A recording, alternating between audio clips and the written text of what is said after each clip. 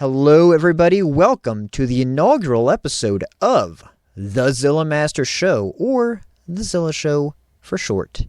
And it'll probably be what it's referred to from here on out. But we'll say the whole thing because it's the name. And today, I am joined by an incredible guest, of course. It being the inaugural show, the first episode, and the third anniversary of Zillamaster, of myself streaming and being a character overall, at least recording-wise. This is February 9th. None other than the creator of the model, the character design, digital and traditional artist, and most importantly, my friend, Miggle Zebra. Good evening, Zilla. I am the model artist for the Zillamaster model. And you can find my stuff over on Twitter, currently named X, at Miggle Zebra. Miggle, and then zebra spelled the way it normally is. Bada bing. Awesome. I am so happy to have you. It just made sense to me, right? First episode, first show. I gotta bring in. It's like you gotta go back to where you begin, you know? It's always my thought with it. You know, I gotta say, when I got a Discord message out of the blue of like, oh, hey, I heard you make 3D art and you make mechas. I want to do like this brave, inspired idea. I thought it was super cool, and I was like, oh, awesome, I get to make something. But then I was like, oh, this Zilla guy ended up being a buddy of mine, since we hang out basically every week now.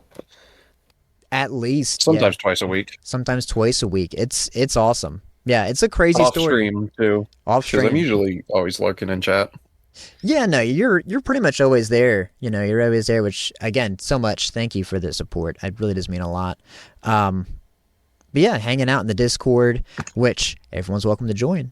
Watching various shows and movies and stuff. I'm hoping to do more stuff in there too. I'm hoping to play games. We don't really do a lot of game stuff, but it's that's one of those that's tough to schedule. You know, herding cats. You know, and like what games does everybody have? What time do we have?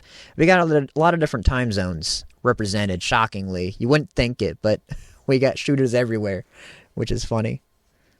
There also needs to be a game that comes out that is supported, works online, and it ends up being something where I like. Although the overlap in taste is shockingly pretty common.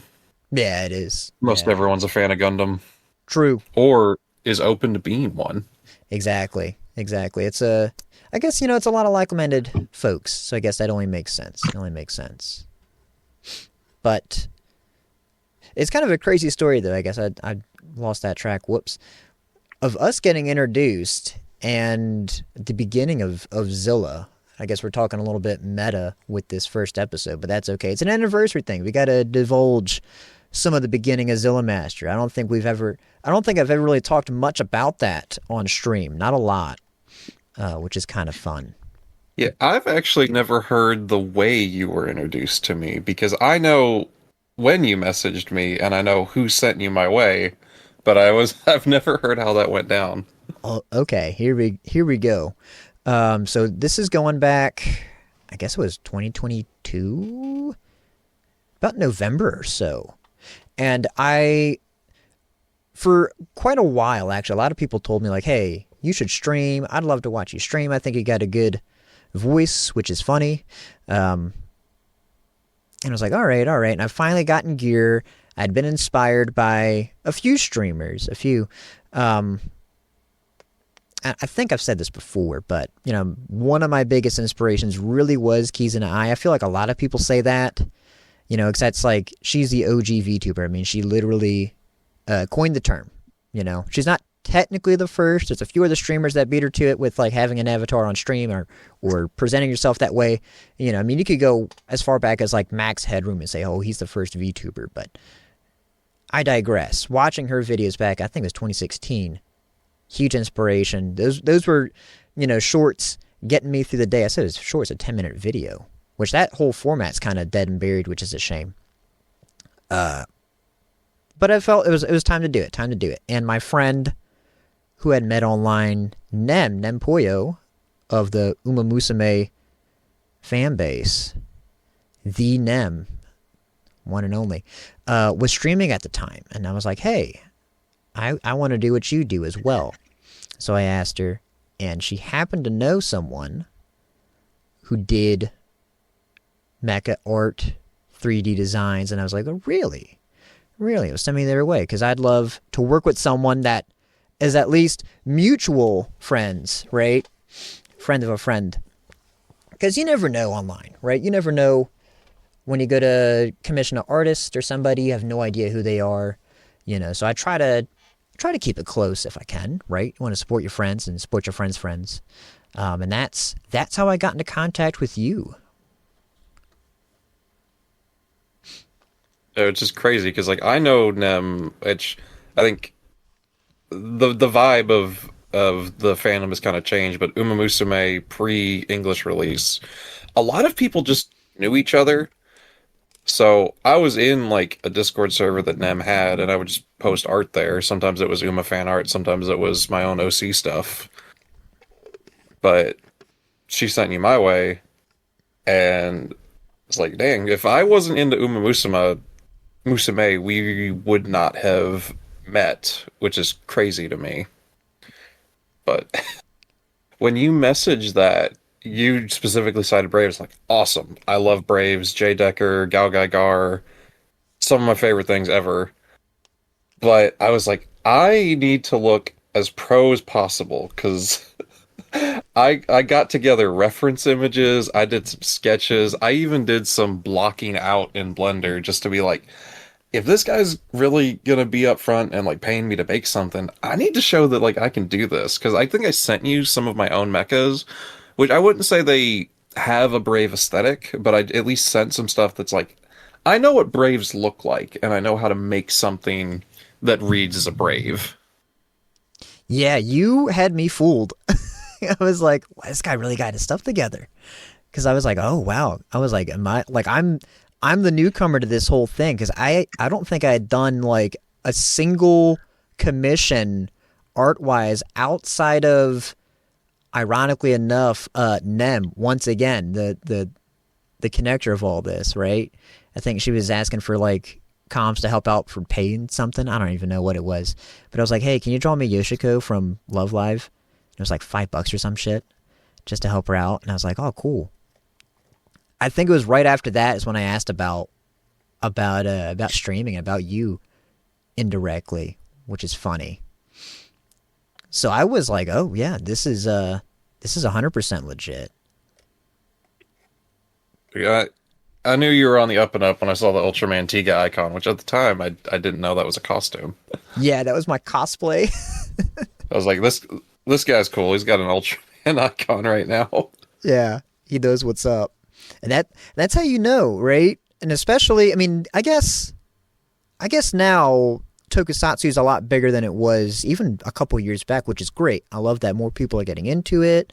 More people are watching these shows, actually, especially some more obscure stuff, not just like the really big name movies or entries. They're kind of digging deeper. But you see somebody with an icon or a profile pic or something of, Ultraman or Kamen Rider.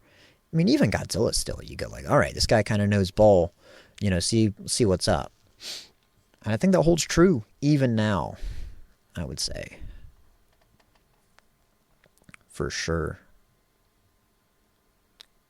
But yeah, because I remember, I think I sent you, when I was like, yeah, these are like the reference to, I think I sent Deckard and Gein from Mike Gein. Yeah, Mike Gein. Yeah. And if I had known you were as into cars as I did at the time, I feel like a car would have been incorporated some way, and maybe that can be for a potential upgrade down the line. That's actually a really good idea, because I've been thinking we got to table that for later. But because you came to me with dinosaur or vehicle, and I'm like, dinosaur.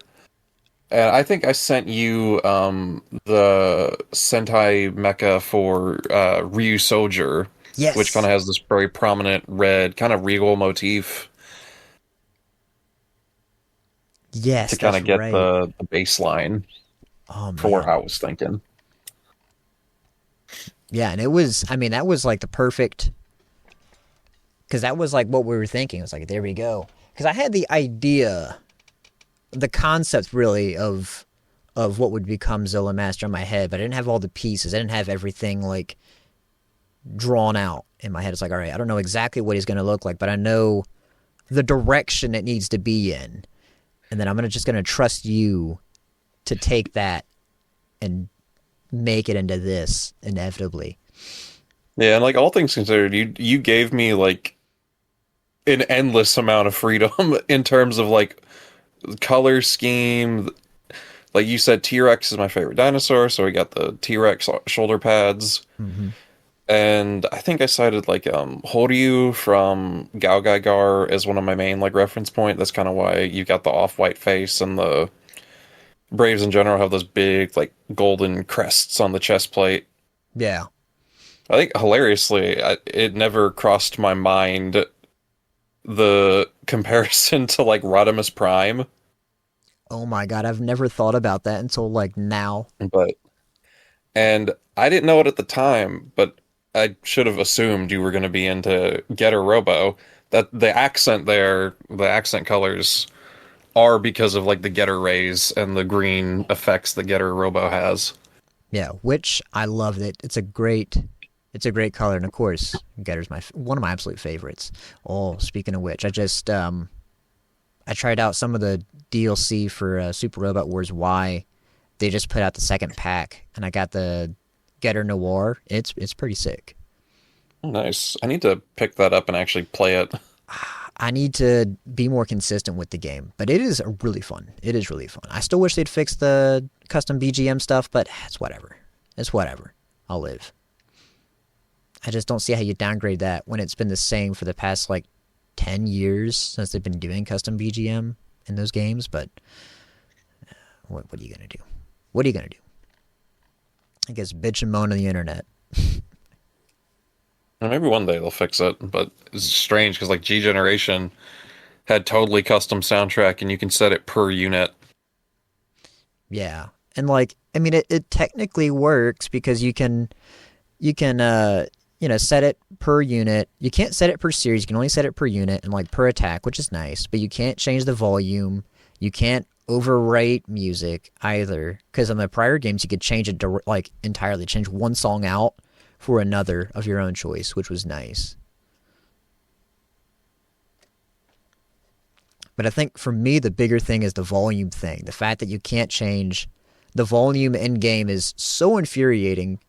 So if a track is a little too quiet or a little too loud, you've got to go back, edit it, then send it back into the game, and then see how it sounds. And even if you think you got the levels right on it, it's still not going to be right. And then you've got to balance it with the audio in game. It's annoying. It's frustrating. You're a lot more dedicated to that than I would have been because I just load in, I think it's the third opening to Gundam 00 and just put that on blast for every unit. Nice. I'm way too particular with it. I'm like, all right, Getter Robo's here. I gotta add in Storm. I gotta add in Heats. The Z2 version. We gotta throw it in there. Even though everyone, people used to bitch about that song, that particular iteration of Heats, because it was in so many games. But now we all miss it. It's gone. I mean, it'll be back probably. I doubt they're gonna redo it. If they redo Armageddon. But, you got to throw all those tracks in there, throw some of the actual openings, the instrumental versions, like per show. But, and then I skip the combat anyway. skip the animation, because I'm trying to rush through a level. All that work for naught. For naught. I mean, that's how it goes, though. That's how it goes. But I guess talking about the creation of Zilla and the 3D models, what got you into 3D? Into 3D art? You know, like a lot of things I end up doing, I sort of have stumbled into them because when I was in school, I was in an art program Okay. and I had animation classes, which was like using Adobe After Effects. And I wanted to make something like video game adjacent because like I love video games, I love playing them. So I had this independent study where I from scratch just taught myself how to animate in Blender. I was making 3D models and I bit off like way more than I could chew, but I made on my own with like basically no teacher instruction because just a professor would come by and like come see what I was doing and just give a grade based on that. Hmm. So I was making like these little short films with these low poly models, and I kind of took that forward in school and I made a fake game. Like I made this arcade fighting game that had a little animation on screen of some low poly characters, kind of like rival schools. Okay. Yeah. But it had my art on the side, and I made a whole cabinet to it that just it was a totally fake game. You couldn't interact with it at all. It just played an animation. Right. But like that's kind of where I was always at. So I just kind of picked up Blender because it was free and started poly modeling and going through YouTube tutorials. Like everything I learned was pretty much through YouTube and forum posts. And honestly, I didn't proper learn like the cell shaded with texturing until I agreed for your commission. I was Googling, it's like, all right, so what do they do? Oh, okay, they color block it into these big squares, and you assign all of the surfaces a different color on this, and you do one for the highlights, one for the shadows. So, like, I figured that out pretty much the same day we agreed. I love that. That is incredible. But, you know, sometimes to grow, you kind of need to punch above your weight and be willing to go out and learn something. Totally. Totally. Absolutely. I mean, that's the drive that forces you to hone your skill, learn a new skill, pick up a thing. I've done that quite a bit in life outside of VTubing, with various jobs. I'm like, oh yeah, sure, I can figure out how to be, a chimney sweep. I've never done it, but I could try. But yeah, You like know. the skill level up I had agreeing to that was well worth it because I was like, cool, well, that now I just learned something I can take going forward. Exactly. And then you just run into it and increase your tool set, that what you're able to do, what you're able to put out, which is awesome. Yeah, and like plus with me, like I always see if you're into the like space of commissioning artists, there's a little box at the bottom that's like what they don't draw. Yeah. And almost every single time, mecha is on that list. Oh yeah. It's like the first thing, maybe the second And I'm thing, it's like, like mecha. I I'm gonna do whatever I can to avoid having that box because I love mecha. I make a lot of my own mecha. I've probably sent some of the Discord. You can go find it on my social media. But I was like, I don't want to be someone who says like I can't do that. So I really just made myself learn. Like you just grab a gunpla and start looking at how it connects all the parts together and figure out how you can put that into a 3D space. Mm, that is interesting. Yeah, because I never really thought about that, trying to like reverse engineer the idea of like a robot, because it is different in anatomy to like a human in some aspects. I Yeah, and mean, I'm looking at like your design. Like there's a very like toyetic nature to it. Like the back of your knees, I actually modeled in spots that looks like a joint would be where it would bend. huh? I mean, that makes sense. And again, the inspiration with the Braves. I mean, that's totally on brand. Because I mean, those were all toy designs at the end of the day. Yeah, they're meant to be toys, but they're also like they'll snap apart, combine together, and just mash like new forms. Like I was always like super into Transformers, so Same. like getting into like Braves is like the next step because I'm not a crazy Transformers fan that says Transformers aren't mecha, despite fitting every criteria possible. Yeah, I just can't wrap my head around that. And it's like a Stockholm syndrome thing or something where like Transformers fans refuse to, acknowledge or even try to reach out to any other like series. Like it's gonna ruin them or something. I don't get that. The thing I've never got is like, did you watch like Transformers Cybertron? Optimus Prime does a Brave style transformation every episode, Yeah. I mean, Car and Robots. people, sorry, I was gonna say, yeah, sorry, Car Robots is just brave. and you go check out like what they say, like the counterpoints is like, well, uh mecha are manufactured and piloted, and then you go, well, yeah, the Braves are made, but they have personalities, and outside of their origin being like man-made machines, they are effectively the exact same thing as a Transformer. Yeah. Like you would probably love this series if you gave it a shot.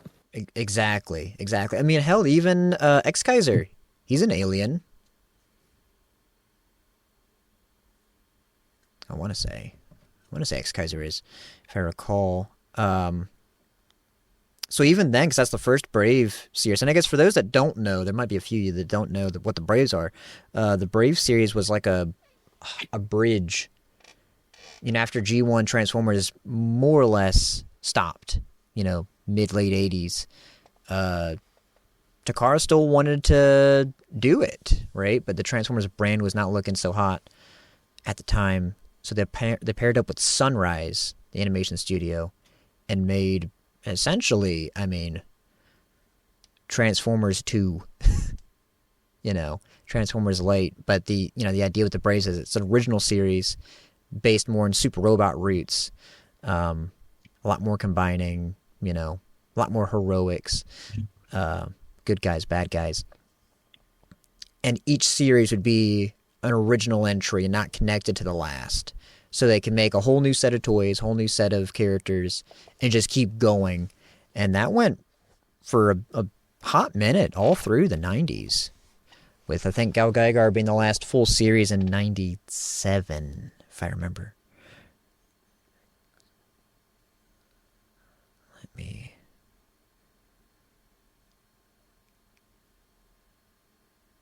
Yeah, Space Police. Yeah, Ex Kaiser. Yeah, he's from space. I had to double check that.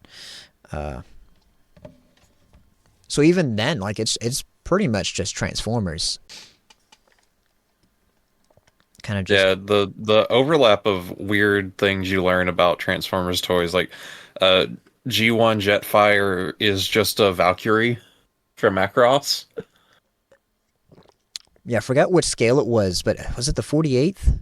Maybe not. I think it's a little bit smaller than that. But it's one of the Macross, Valkyries VF1s, and then when they brought Robotech over, or made Robotech rather, that was the one toy they couldn't do because it was already being sold with a different name. And that Yeah, line. I've got that on my shelf, the original Jetfire that's a Macross transforming robot. Really? That's awesome. There was some sort of not reissue, but some recreation of the old VF1 toy coming out that I saw. I didn't get all the details on it. But I want to say they were selling it as a VF1. They weren't selling it as Jetfire. But it was like a legit like new retro toy. Where they kept like the old aesthetic but new design philosophies and a transformation and such. But I guess that was one of those I just didn't follow up on. Whoops. There's a lot of things coming out. Is that kind of like the missing link Optimus Prime that's just the G1 toy, but we added actual knee joints? I think so. I think that's what it was, or something akin to that, conceptually, which makes sense. I mean, it's just that's big room for improvement there. I'd say run with it, if you can. If it ain't broke, don't fix it. But if it's broke a little bit, you can patch it up some. Kind of like those Master Grade 1.5s. Yeah. No. Except, the Don't make them like P Bandai. Although I don't know if they've done any of those in P Bandai. I think all those have been full release because that's what like the Dom and Rick Dom, which are frustratingly separate All the releases. double O's got new revisions of Master Grade, which basically all of them needed across the board. Yeah, they did. Like I built the original Exia Master Grade, and that thing took one fall and exploded. Oof, oof. Yeah, I've got that real great X yet, and I ought to put it on an action base because it's tipped over a couple times, and it's sturdy enough, but things do kind of slide off or pop off. But they you just put them back on there, no problem. But I feel like one of these days it's gonna happen, and plus I feel like Exia looks better in the air than it does just standing. Because they were always flying around in double O. Double O. Although now we're deep into mecha territory here. What was, if you can even remember, your first mecha show? If I had to, I feel like the first mecha show I watched was probably Transformers, but I would say like actively watching it. I think I got exposed to like a lot of people, Gundam Wing on Toonami and G Gundam. Hell yeah. But I, Oh, sorry. but I got into like the Brave series because of the toys, because I would watch Transformers like toy reviews when I was younger, because like I couldn't buy all of them, but I could like see what they were and then kind of value judge on which one I really wanted to go out and get if I could find it at Walmart or something. But then this guy on YouTube, I think his name was Vangelis, spelled with like a one instead of an I.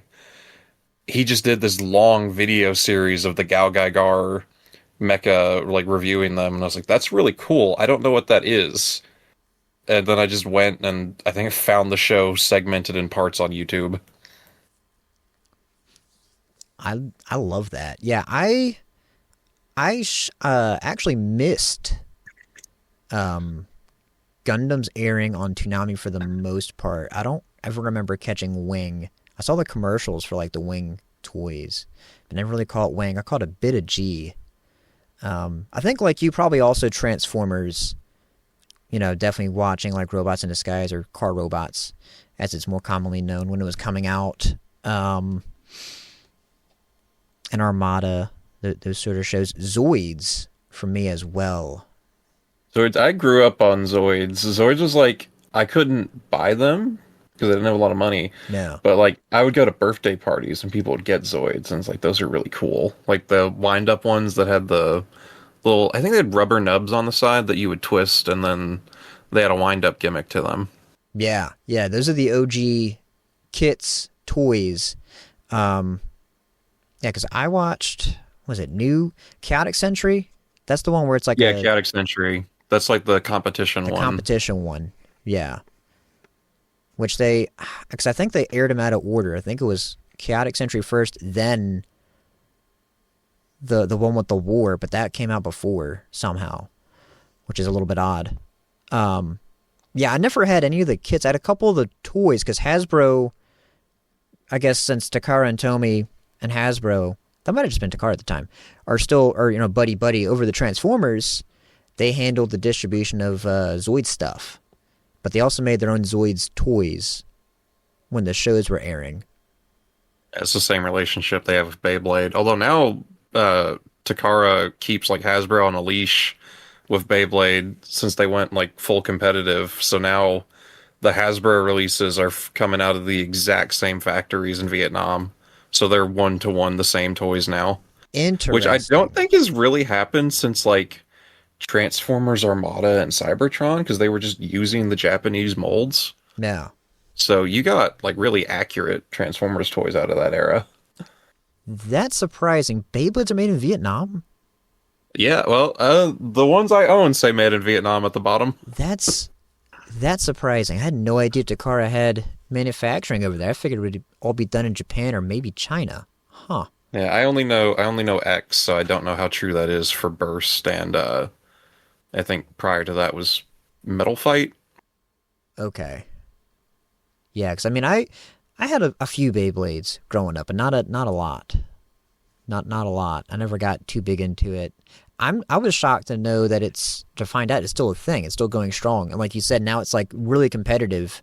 There's a competitive scene, which is, I think, awesome. That's like flourished. Yeah, there's like side tournaments at it for like fighting game conventions now.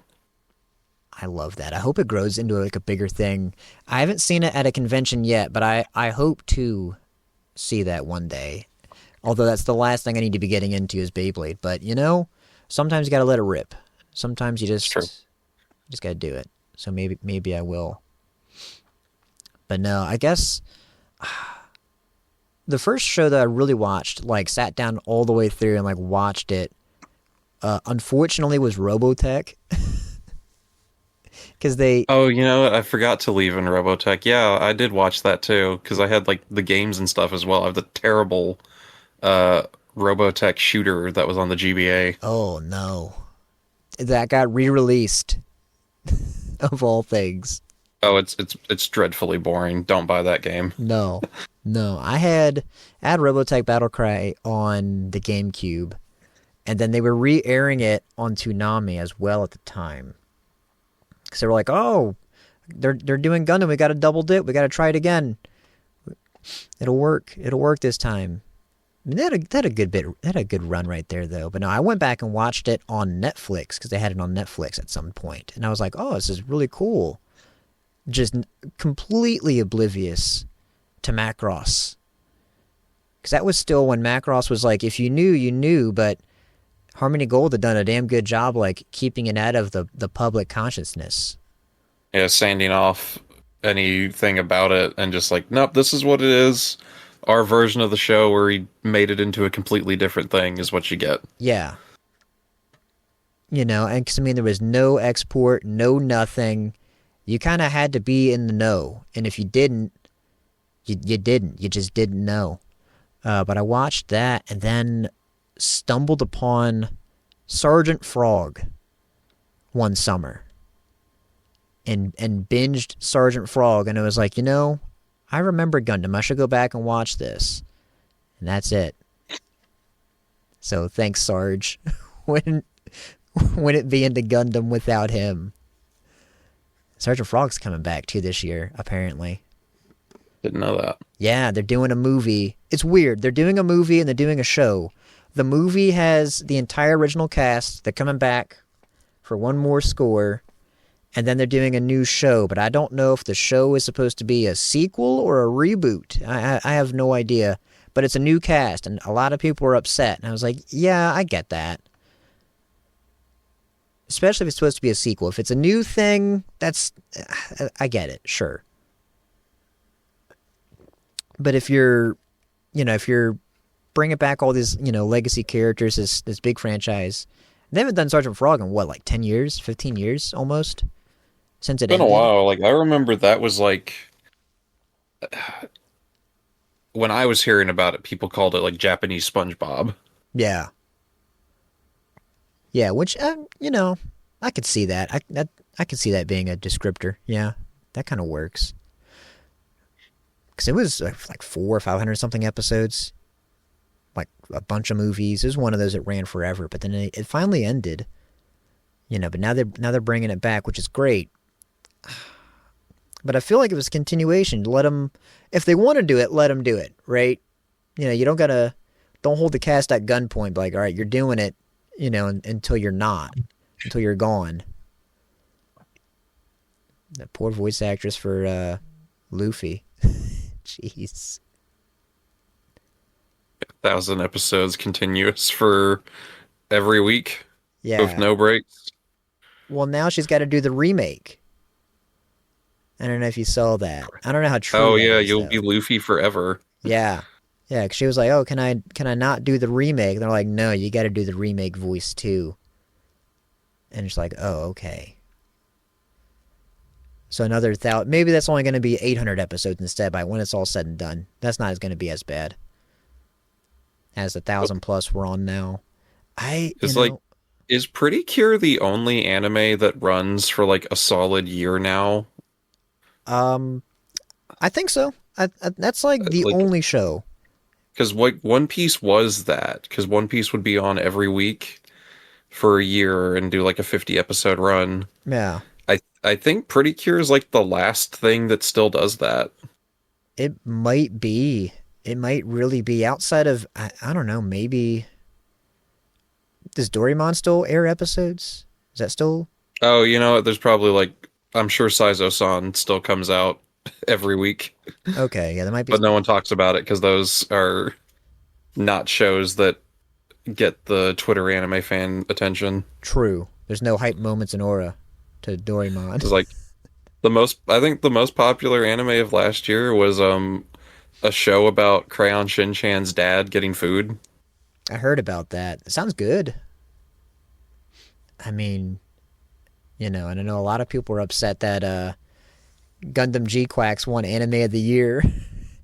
At Yeah, the, I feel like I'm always like defending some Gundam things. Whereas like when I watch a show, I do try to like see all like the best parts of it. But I really liked G-Quox, but it felt like every week I was a crazy person screaming into the void, thinking the show was good. Same. I love G Quacks. I liked it for what it was. Is it perfect? No, but I thought it was a fun 12 episode romp. They let Kara do their own thing and they did their own thing.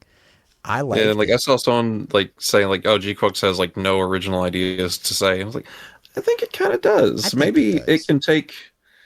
I mean, without going too much into it, but it kind of gives nice closure on some characters and shows like, well, under different circumstances, maybe that guy would be really chill. Yeah. Yeah, I liked it. It was a nice, fun what if, as both a celebration of like the franchise while also doing something a little bit different, but also Also, still staying true to it.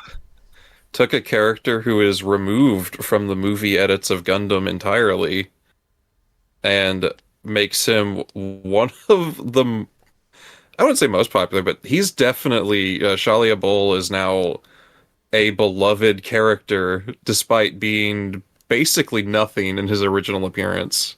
Absolutely. I mean, I would say that he's up there with being like a glup shido for Gundam, right? A lot of people totally forget Shalia Bull even exists in the one episode he shows up in. So him having such a starring role in G-Quax and like being fleshed out, because I don't even think he's been fleshed out like any like mangas or games or anything. He just shows up, pilots this weird looking mobile armor, dies. That's it. What's his mobile armor? The Kikaroga? Uh, in G-Quax, yeah, it's the Kikoroga. In the original, it's the Browbro. That's right. Yeah, exactly. The most unmemorable. I wouldn't say it's the most unmemorable, but it's not a very memorable mobile armor, and it gets cut out like it's not in Federation versus Xeon, you know, and that has the Adzam. The Adzam sucks. Yeah, you can always kind of tell like there's a difference in fan base when you go like across the seas because like I was seeing G-Quux fan art like every other week. Yeah, So it's like, oh, it clearly worked over there. I guess it's the inverse of how Iron-Blooded Orphans ended up being way more popular over here. I think so. I think a part of it, like you said, definitely is like the different audiences, different like sensibilities between like Japan and the West, where you have different expectations of what they want out of a show and the characters and that sort of thing. But I think another part of it too is that Gundam is much more history and beloved in Japan. Of course, they've had it for, I guess, are we going on 45 years now? Like 45 years of Gundam, and so having a show that ties so directly to the Universal Century and the original series, and then some of the other entries, I think really plays on that nostalgia that's not as well built Yeah, that in the West. a funny segue. So me and my partner, we went to go see like the first three episodes of G-Quux Nice. in like the theatrical cut, and we had like a pretty good audience of people coming in.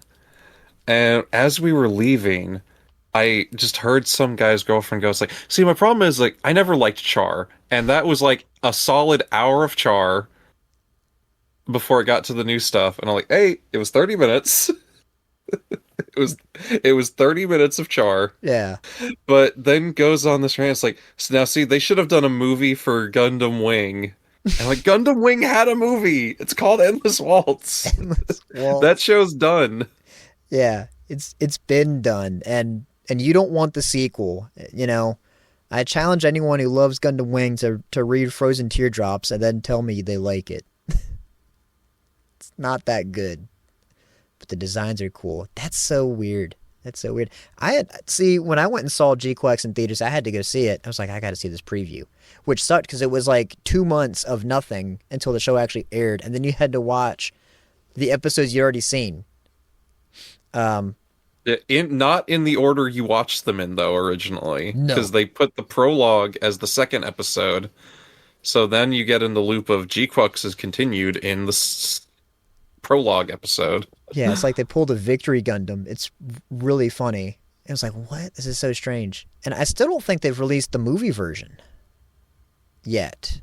I think they might be getting a Blu-ray in Japan, but it's not out. So I'm surprised they hadn't, because it's cut a little bit differently, right?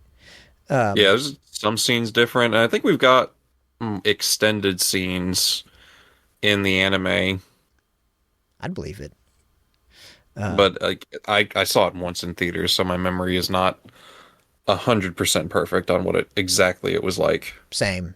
But my experience was a little bit different because it was a pretty small theater and it wasn't very crowded. Because it was like a Monday night or something. But there wasn't a lot of reaction, but I could tell they hadn't seen the original show. Because, I mean, when they go to the flashback, when they go to the prologue bit, I mean, it's, for me, I'm like, I'm pointing at the screen like, oh, they did the thing. Here's all the sound effects, original music, here's all the pieces. You could tell they put a lot of love into that. And yeah, they went the full mile in making it sound like old Gundam. Like, that's what my partner noticed, like, right away. Is like, oh, it's using all of the old sound effects. Because we went through original 79 just to get, like, the proper primer for G-Quux. Oh, there you go. Just having that fresh. Yeah, and you totally need it, to be on the mind, or at least have that understanding. And they went above and beyond, and I want to say it was Hideaki Anno who was in charge of that beginning section of the show, which I think was his main contribution. And a lot of folks like he directed, like he didn't direct. I don't know where that came from. They never said he did. I don't think it was ever stated I anywhere. think it was just he has writing credits as far as I'm aware. I think it's just writing. Yeah. And some notes, because there are like a couple episodes where you get like a post-production thing. I was like, yeah, Anno really liked this mobile suit, so it's here. Yeah.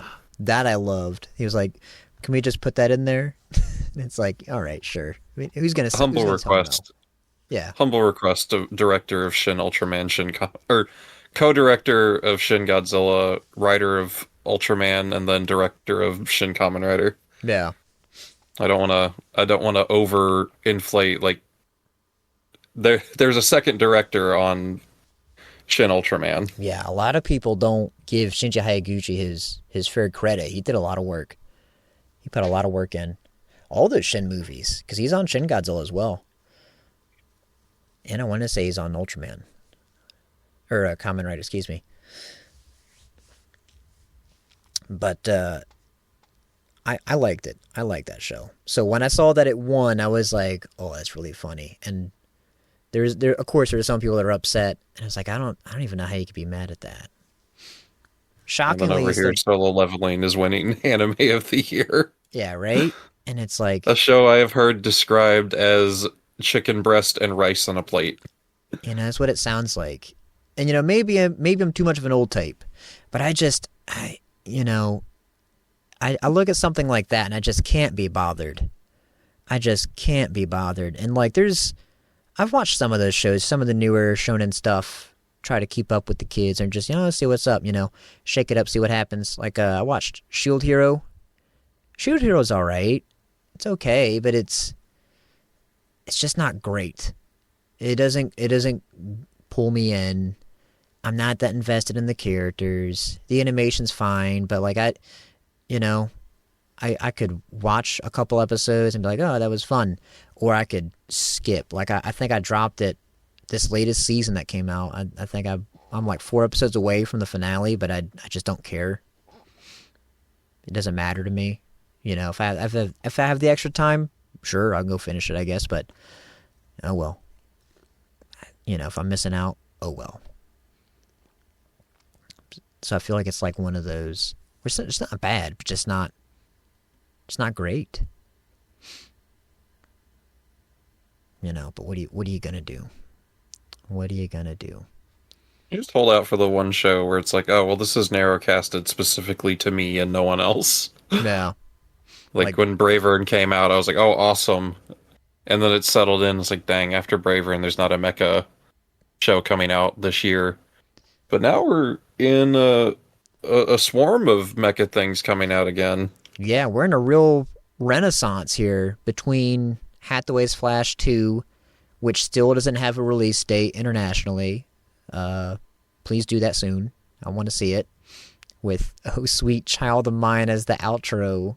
That is mind-boggling. Caesar Snooze as the opening, which I will say actually really fits the kind of messy relationships that are going on in Hathaway's Flash.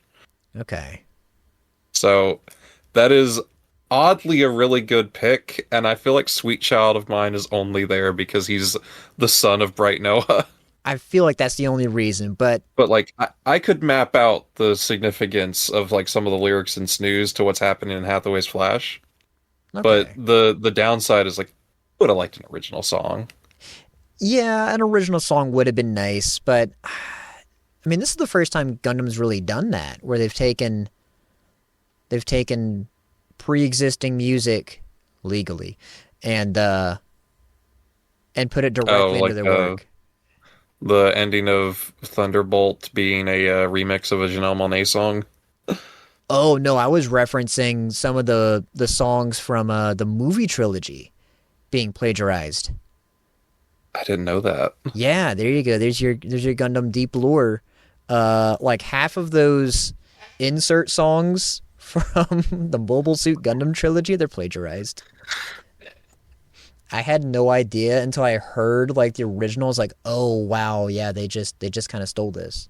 It's not Aisenshi or Encounters. Those songs are legit, and which are arguably the best songs in the trilogy. But say some of the other ones, no, they just stole them. Just stole them, shamelessly. But no one's ever called them out on it. Like you never hear anyone say anything about that. Yeah, I'd never heard that. Yeah. It's one of those, I saw a video, and it was like, huh? Songs that are sampled are like plagiarizing. What? Gundam? No way. And you listen to it, it's like, oh yeah.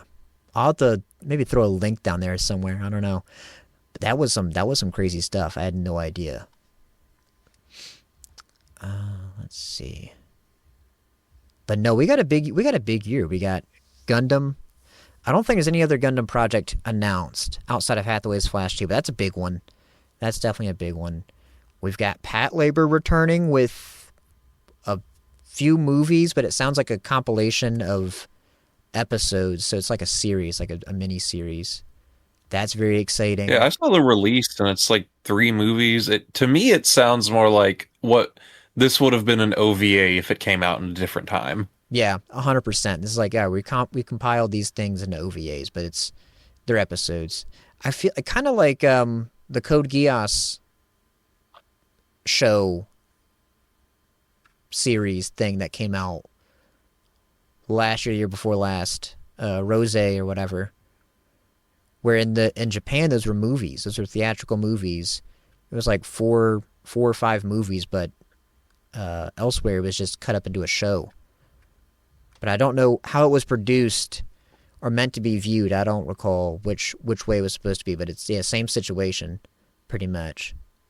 And the crash out from Pat Labor has been hilarious. I don't see how people Well, I can see why people are upset with that, with one frame man, but anime production's a different beast all of in itself. A lot of people don't get that some of these things, don't happen overnight, and that other shows are rushed in a 6 month development period of here you go, good luck. Yeah, and at least now there's kind of you get the ability to kind of hear how the sausage is made. Because I don't know if you tuned in for that Uzumaki anime, but they talked about how like the first episode is really amazing, then the second episode has really stilted and kind of bad animation. But uh someone on socials was like a old head anime director, and he talked about how too many young people want to animate these really cool like Sakuga action moments that there's just a bunch of young people that don't know how to make mundane scenes look really interesting. Oh, He's like, huh. you go back and watch like an older anime, uh, they're doing a lot more with characters talking than it might warrant, but it makes the show look cool, or just gives you something engaging to look at. Yeah, it is way more dynamic than just two people standing there talking, like right now. But totally. I didn't even think about that. That people were so focused on dynamic action scenes that that just character scenes were being left behind. Because I had heard a lot about that Uzumaki anime falling off after the first episode, but I didn't know that was a part of it. But wasn't it also a second studio that animated like post? Yeah, it was a separate studio. I think it had some of the same staff supervising it, but it was a whole like it. I assumed if it had been more widely talked about, but I feel like just the shonen audience was more mad about One Punch Man, whereas I think the Uzumaki situation was like disappointment because they saw what it could be with that Yeah, first episode. and wasn't it also it wasn't Toonami, but it was also partially like funded, right, outside of Yeah, I think Japan. it was a Toonami production. I think so. Yeah, co-produce or something. So I think there's a piece of the pie there too.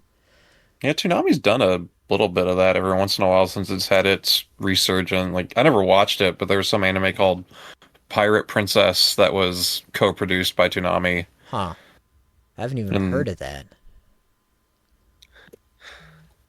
I think all of those Fully Cooley sequels are joint produced by Toonami. Yeah, all those unfortunately are. I think they might be done with those finally. Yeah, Maybe. I never tuned into those. Neither did I. I don't want to hurt my memories of Fully Cooley because that is a show I will go back to and rewatch every once in a while. Yeah, it's a great show, but it's one of those just let it rest. Let it rest. You can't. You're just doing damage at this point. You can't make it any better. A good show they did though was Space Dandy. That was fantastic. That was a fantastic show. That was co-produced by Toonami there by Adult Swim. That was a good anime.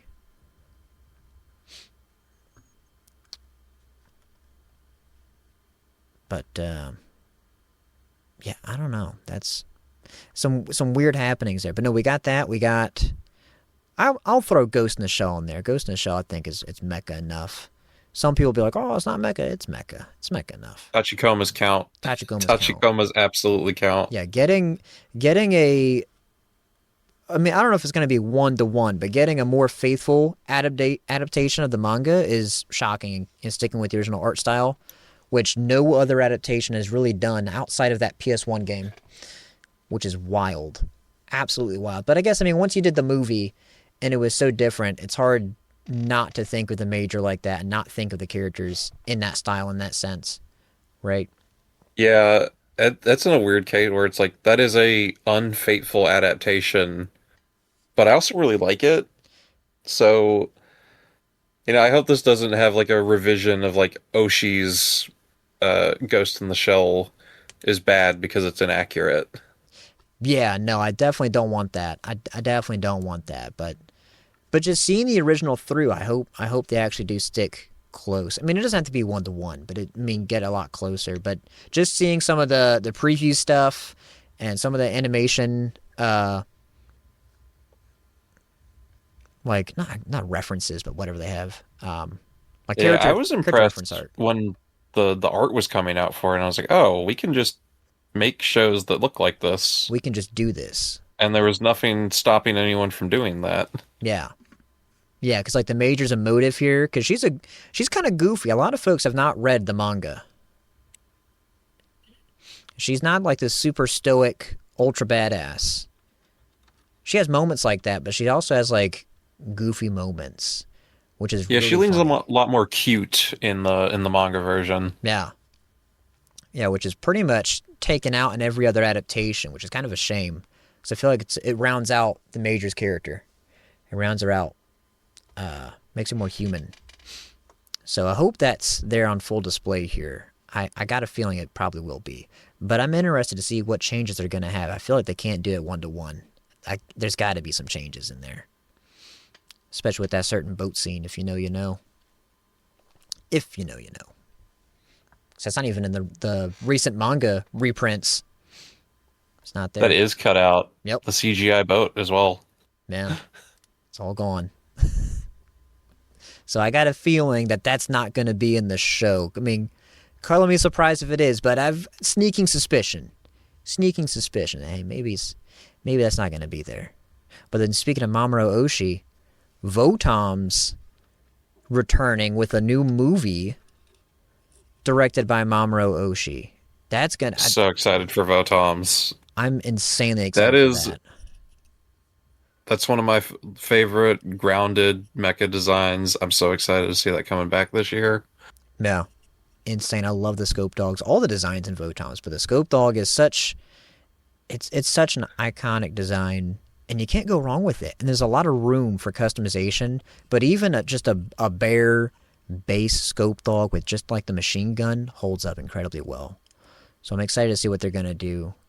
And I wonder, though, is Ryosuke Takahashi involved at all? I don't think he is on this. And he's like the original creator, director, writer of pretty much everything else Votoms. From the original show all the way up to like the most recent anime, which I guess was like 10 years ago now. Alone Again, which was so-so.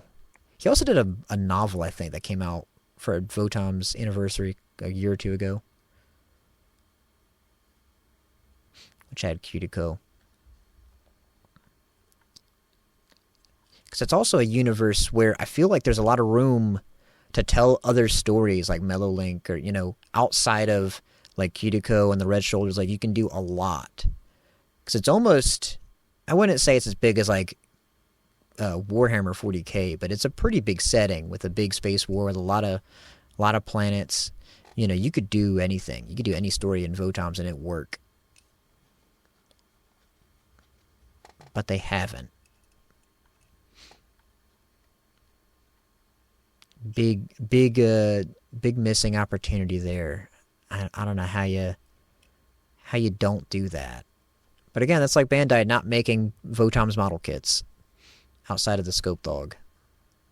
Then there's the oh my god, it's a Reconquista grunt suit, but it got a recolor in Build Divers Re-Rise that's based off the Scope Dog. Yes. It's like something red beret. Red beret, and it's just a red shoulder. Yeah, so it's like you can say they still know, like they still love it, but it's just weird to me. I think it's like Awashima and a few other companies that are making the majority of those kits outside of Bandai's non-scaled high grades because someone else has the rights, even though they are the majority holder. I don't know how you fumble that bag. But I guess they're too preoccupied with doing other lines, other things that sell. I feel like Votoms would sell well enough. Maybe not. I'm not the bean counter at Bandai and Sunrise saying, okay, this one didn't do well. That might But be if a you part put of it on it. P Bandai, I'd probably still buy it. I'd complain about it, but I'd still buy it. Yeah, they did. Oh, geez, did you see all the accessory packs for the scope dog? It was a little egregious. It was a little egregious because like the base scope dog, it's like a $25 or $30 high grade set, and it only comes with like the machine gun and like a couple hands, and like that's it. It doesn't really come with all the accessories, all the guns. And then they did 2 accessory packs, one with a bunch of weapons like the missile launchers and a bunch of other like handheld guns and some attachments. Then they did another one with like effects parts, and like the punch, the pneumatic punch, because that wasn't on the base kit. Nor was a pilot figure included, even though it had a cockpit.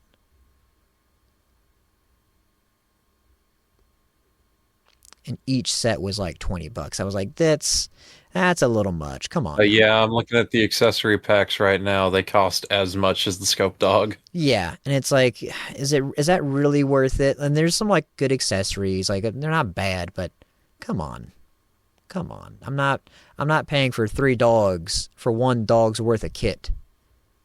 You know what I mean?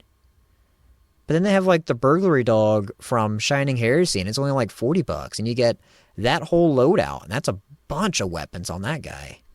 And the sled feet that slide down or whatever, all that stuff. The Red Shoulder custom has a good amount of accessories, and it's not that much more. It's weird how they like pick and choose the pricing on Gunpla. It makes no sense. It's not even like Lego where they kind of arbitrarily have this like price per piece thing. Bandai just kind of throws shit at the wall and says, this high grade's $20, this high grade's $40. Depends how big it is.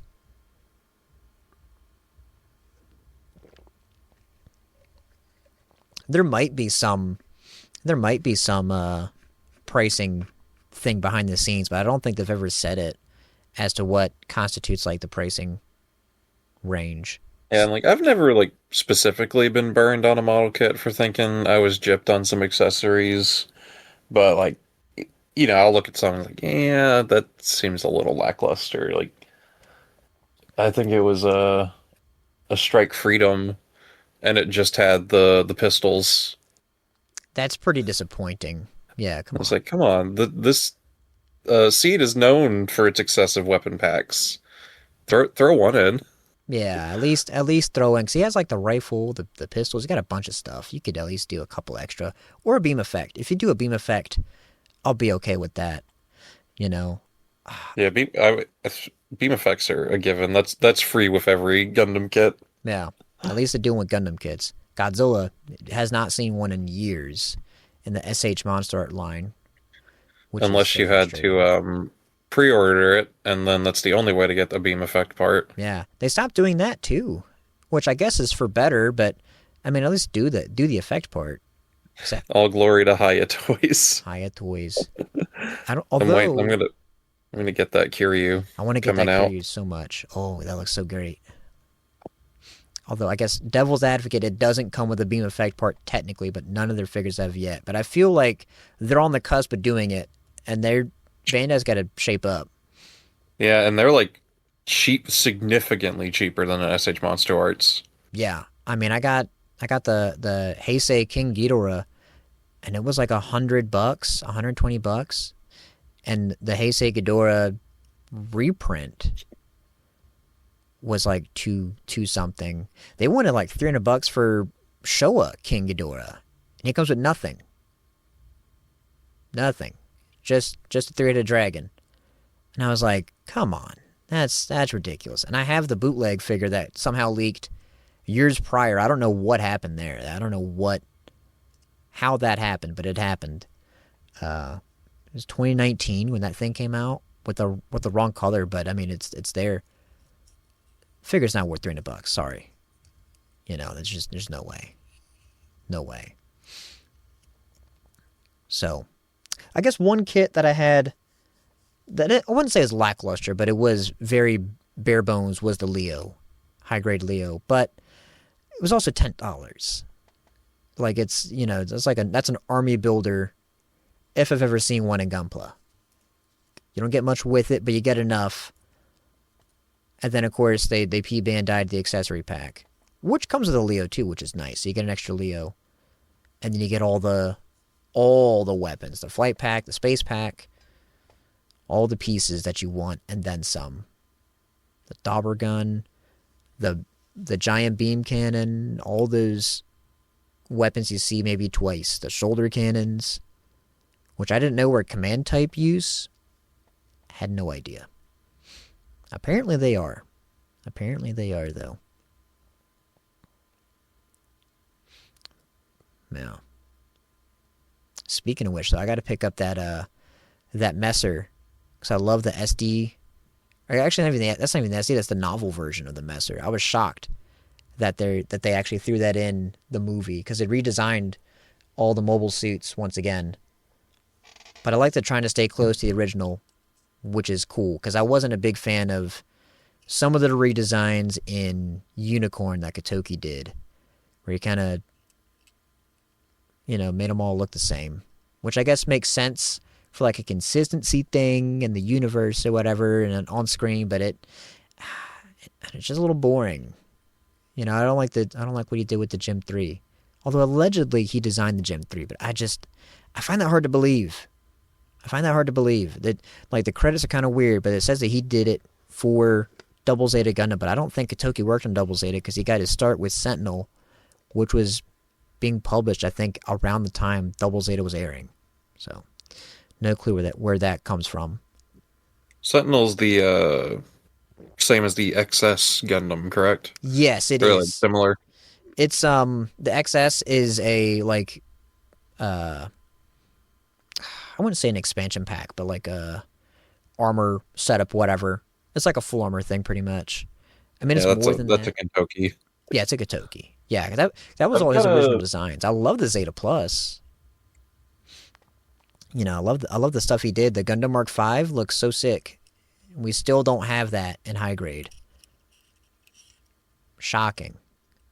That Sentinel's weird, but again, I can see why they hesitate to do that because Sunrise doesn't have that story. The magazine that published it does, which is why you don't see those characters in any games. They'd blank out the pilot portraits and just put the mobile suits in. Yeah, it's like getting MS Igloo characters in Gundam Versus. Like this, that's just a black outline since those are real people. No, wait, not real people. The CGI. Yeah, so the art style is so different. So I know they've redrawn them a couple times, and for Giren's Greed, they redrew them and gave them character portraits in the style of like everyone else, kind of, which was interesting. It was very interesting because I saw those characters there first, and then I was like, "Oh, they look like this? Oh, okay." Very odd. Very, very odd. Although I think I want to pivot though to one of our other shared passions, loves, if you will, tokusatsu. Because I had kind of a hot take thought today. But what was your intro to Toku? Hilariously enough, that same Transformers tour reviewer, Vangelis over on YouTube, Yeah. he was to give like context for the era of YouTube. His bit was that his subtitles were this rude antagonistic assistant to him. Oh, that's funny. So like that was that's the era of gimmick YouTubers. But he had reviewed a SH Figuarts Kamen Rider the First, which is the very first SH Figuart. Really? And that's actually one I have. So that was Inoue directed 2 movies that are like a retelling of Kamen Rider Ichigo up to V3. So it's sort of like it was Shin Kamen Rider of its day, basically. Yeah. But I had saw that and I was like, oh, that's really cool. Like that's like my real intro to Toku, because like I think a lot of people watch Power Rangers. But when a bunch of Transformers reviewers started pivoting into talking about Kamen Rider things, I want to say Decade was out at the time. So I had a catalog of toku things to go check out now that I know what that is. So I kind of became a toku fiend. I think you've picked up on it whenever we watch a toku thing in chat. I've basically gone out of my way to watch as many tokusatsu properties as I can. And that kind of started with learning about Kamen Rider, and I was just grabbing every possible thing I could watch, like Garo, Tokime Hero, which is like a rescue themed tokusatsu show. Ooh, okay. I didn't even know about that one. So again, here's the hot take. I had to think about this, and I thought about it today because the announcement of a game I'll talk about here in a second. My first tokusatsu show was probably Thomas and Friends. You know what? Yes. Yeah. Right? Thomas is tokusatsu. That counts. It counts. I guess if you want to be a real stickler for the term, it's not Japanese, but I mean, that is It miniature is work. Muppet for tokusatsu. Yeah. Hi there, this is Editor Zilla coming in with a quick addendum. In the next little segment, Zilla's going to be talking about the Thunderbirds, a British production, where he erroneously calls it the Thunderbolts. Don't mind me, I'm just a fool. Now back to the show. Yeah, well, a lot of people throw Thunderbolts in there. It's got a pretty big Japanese following. I mean, for a American-produced show. But I've never seen anyone like bring Thomas into the conversation, and I mean it's really good model work. I mean, go back and watch some of that. Like it's shockingly good for, of course, the live action stuff. I'm not talking about the CG later seasons. Yeah, I mean, or whatever. What is a Thomas set but a miniature you might see in an Ultraman episode? Yeah, exactly, exactly that. It's all miniatures and model trains being used, and quite effectively. But I mean, if we don't count, if we're hardlining, of course it's going to be Godzilla. Growing up with Godzilla, I was late to the party when it comes to TV tokusatsu. Because unfortunately, and I gotta confess, here we go, Zilla's confession right after the hot take, is I was one of those Godzilla fans who was a little too snobby for TV toku, because I was like, oh, it can't be as good, it's on TV. No, the movie has a higher quality production, which is super wrong and dumb. So to all my fellow Godzilla fans out there who haven't watched something, go watch something else. Watch another show. Go watch Ultraman. Go watch if Ultraman. anything, that's like the easiest toku you can get into right now. Yeah, go watch Ultraman. There's so much of it, and a lot of it is free. Yeah, it's free, easily accessible. Support the official release, of course. Support the official release, and there's a lot of great official releases out there. I mean, it's Tokusatsu has a bunch of the original run of Ultraman on there, which is great, and Kamen Rider. They got Kamen Rider as well. Recent stuff too. Yeah, and then recent stuff. Of course, we have new entries coming out, and they're getting dubbed even, which is crazy. So, I caught some Power Rangers. I actually did catch a little bit of Kamen Rider Dragon Knight, which was the American Ryuki that they did. Yep. Yeah, which a lot of Together people, they can win the fight. They can win the fight. A lot of people memory hold that one. A lot of people totally blanked it out. I turned that on after we were watching a tokusatsu show with a friend, and I kind of forgot that you do get to see the difference in what a kids show in Japan is versus kids show in America. Yeah. And just the difference in standards and practices, because Ryuki is a show about other writers fighting each other, and the intent is you need to get them out of the picture so that you get to have a wish granted. Yeah, it's a battle royale. And they had to write around that in the American show, because that's a little too violent. Yeah, for a Saturday morning kids show, which a lot of people kind of forget, that there's just different TV standards, and you got to get it. You want your show, for kids, you've got to go the 4 kids route for some of those airings, which I guess is now like a dead concept anyway, and 4Kids is dead. Not that those edits weren't good, they're all pretty bad. Like Sanji Yeah, I Witness. mean, a lot of that does come down to like a studio thinking they could make something better than what was being put out. Sure. Like, I won't. My confession, when I got really into Kamen Rider, anytime I watched Super Sentai. Anytime someone would bring up Power Rangers, I would go, but you need to watch Super Sentai. It's actually way better. And maybe I'm right for some of those, but there are still really good chunks of Power Rangers to watch. Yeah. That I've kind of come back around on. It's like, no, I still appreciate Power Rangers because I wouldn't be into this without it existing. But I was definitely that guy going, it's like, nah, you gotta watch the original thing. Got it. And then I'd pull up clips and show people like Time Ranger. And a lot of Time Ranger is nearly the same show as Power Rangers Time Force. Yeah, because I think it was Time Ranger. I saw a comparison of the clip where the Red Ranger's helmet gets like damaged and there's like the big reveal, right? And it's almost the same exact scene. It's shockingly close. And I was like, they didn't go that far on this one. There's definitely some seasons and some episodes where they totally went off the rails. I mean, Mighty Morphin Power Rangers is not at all Zoo Ranger.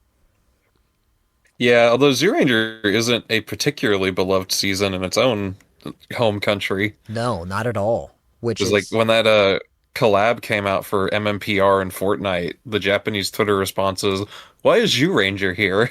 Yeah, why is like this one-off season no one remembers, no one cares about comparatively, to something that's way more beloved, like a Bar Ranger or, any other season, Jetman. Yeah. Crazy stuff. But now Sentai ended. Sentai, I watched the last episode of that today. Oh, wow. What are your thoughts on that? End of an era.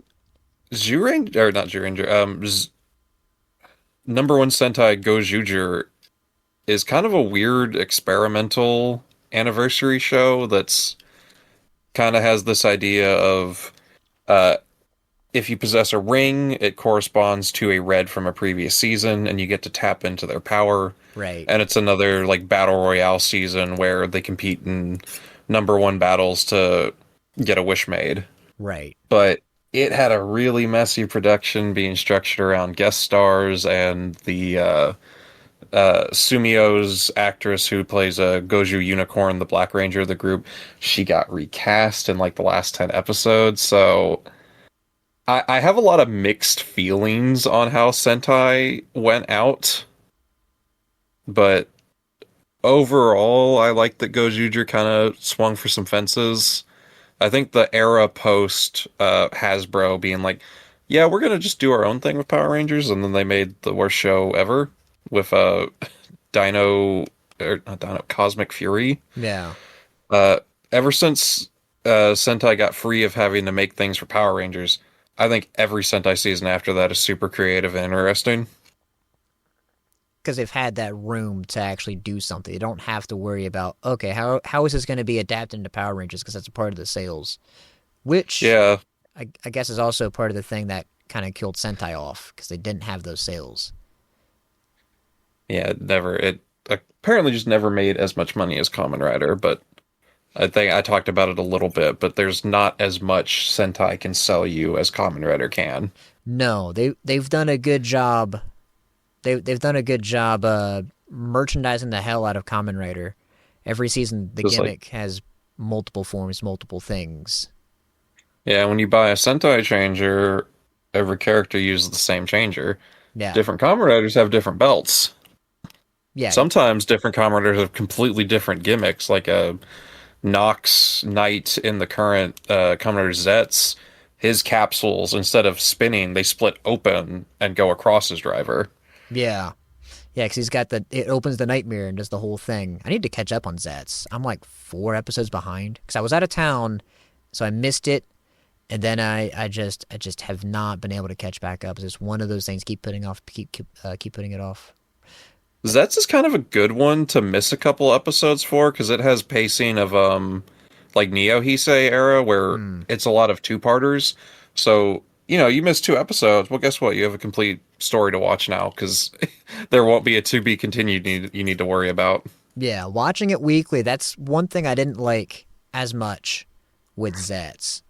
Was that pacing structure. It's like, okay, I can kind of tune out here this week because I know they're not going to finish the fight. They're not going to fight the monster, or he's going to fight him. He's going to run away or whatever. You know, it's going to end on a cliffhanger or not quite a satisfactory ending.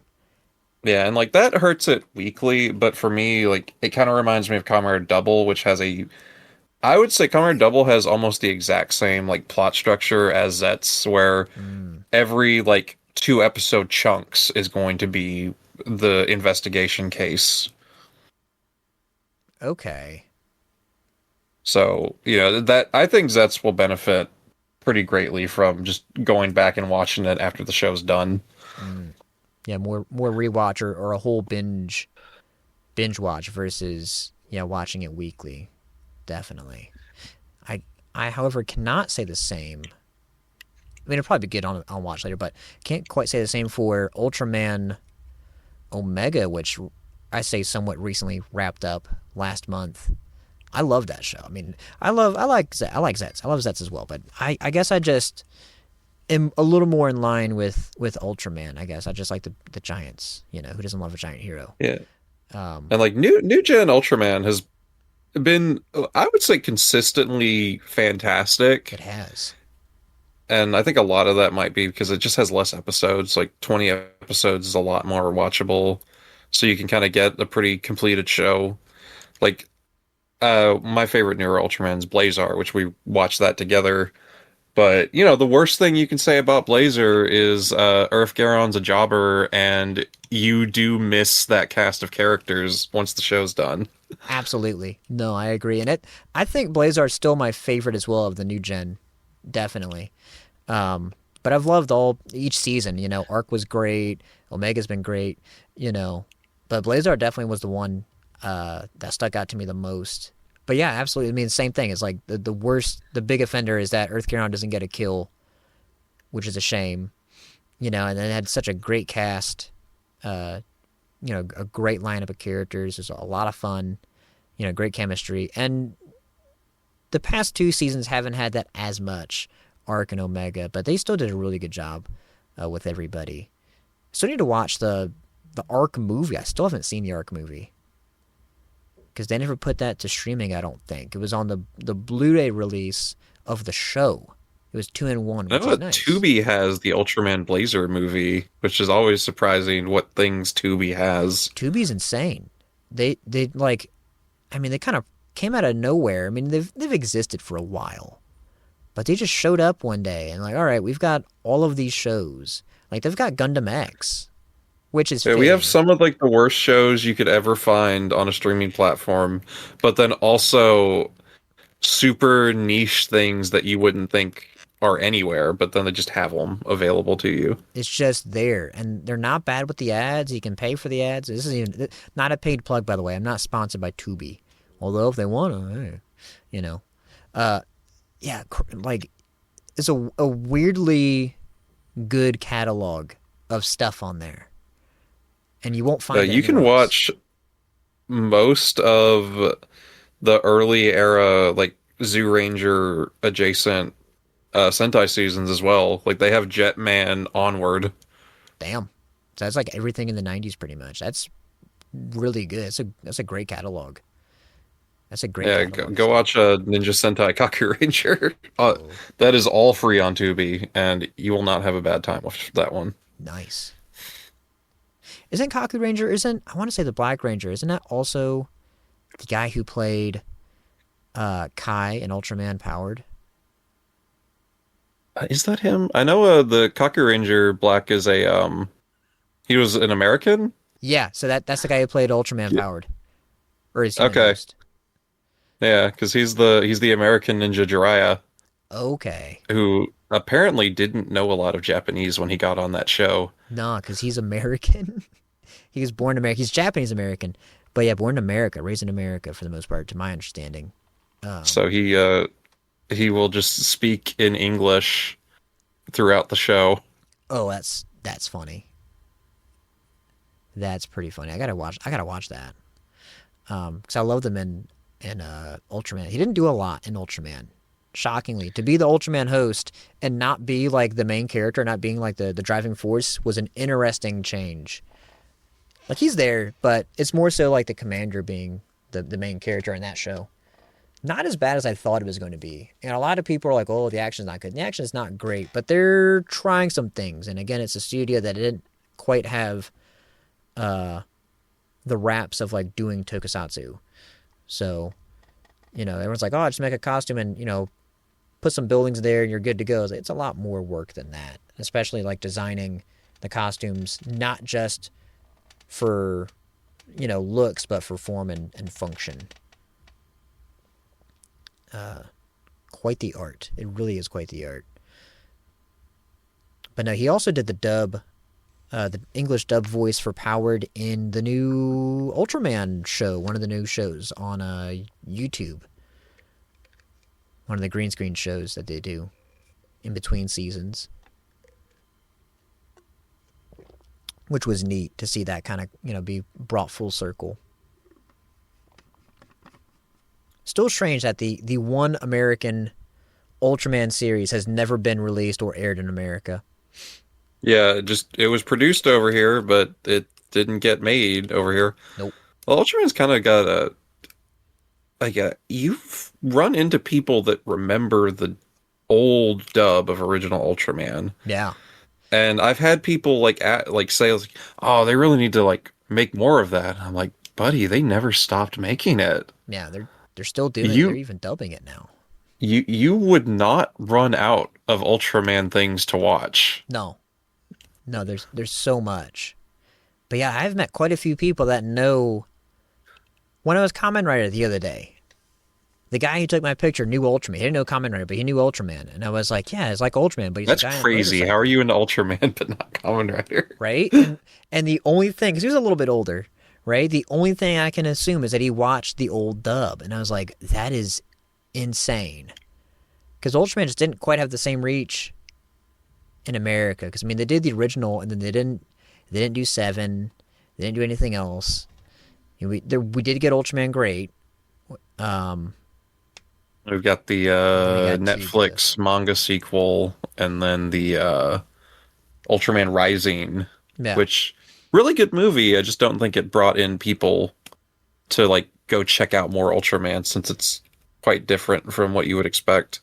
Yeah, that was my thing too, because I do like that movie. It's a really cute movie. I can't say it's a kid's movie. I got yelled at for saying that. It's a family movie. It's so different. Such a different demographic. It's not a bad thing to say something's a kid's movie. Yeah. I don't get that. I don't get that disdain. Like, oh, it's not for kids. I'm like, buddy, you're watching Ultraman. Sorry. It is a little bit more mature than what comes on American TV, but that's just because broadcasting standards are really different. Yeah, and culture difference or whatever. But it's and that too. It's for kids, right? Same thing with Sentais. People are like, oh, Sentai's edgy. I saw someone trying to say Jetman is not a kid's show, and I'm like, yes, it is. Jetman is a kid's show, but it also plays out like a soap opera. Yeah. So it's very easy for an adult to also get something out of Jetman. Yeah, and I think that is just more of the writers are just, all right, we're gonna put a really good, competent show out that everyone can enjoy. You don't have to dumb it down for kids per se. But there's that weird connotation. Yeah, and then it's with Ultraman, Kamen Rider, Super Sentai, you kind of tune into any modern thing, and it clearly shows that the people making these things have been doing it for a very long time. Yeah. So the talent on display is culmination of years of hard work. Exactly. But it's just it's a weird thing to me to oh, it's not for kids. all right, you keep telling yourself that. The very, very serious and mature Kamen Rider, which can now go buy the belt and all the accessories and all his other merchandise toys. But no, it's a serious drama for serious people only. Or they get upset when it's like for kids. I'm like, would go watch a adult tokusatsu then, like Garo or something else. I don't see why people. There's no shortage. There isn't. But they have this weird notion where it's like, oh, it's got to be serious. I'm like, it doesn't have to be serious. It can be fun. We can have fun. We're allowed to have fun here. It's not a bad thing to do.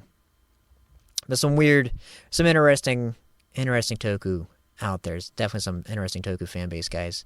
But my thing is, if watch something new, watch something that's outside your comfort zone. There's a lot of like Kamen Rider fans that don't like Godzilla or like Ultraman because it's the giant hero. It doesn't click. It's not the same thing. It's like, just check it out. You never know what you're missing.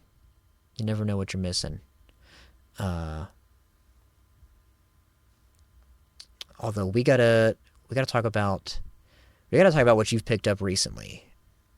This NeoGeo Pocket Color.